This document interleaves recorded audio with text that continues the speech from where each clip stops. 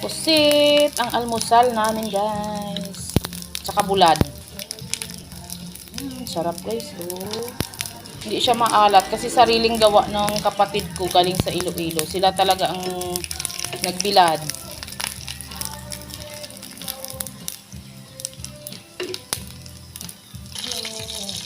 Itong bulad na to, guys, hindi dito maalat, ang sarap.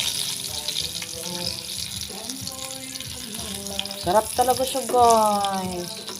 Alam mo, mapapa-under rice ka kahit ito lang yung ulam. Sobrang sarap. Ayan, luto na yun, guys. Pwede na tayo mag-almusal. Adobong labong, guys. Saka ito na yung aking niluto na masarap, pusit na daing at asal muniting tuyo. Ay, daing.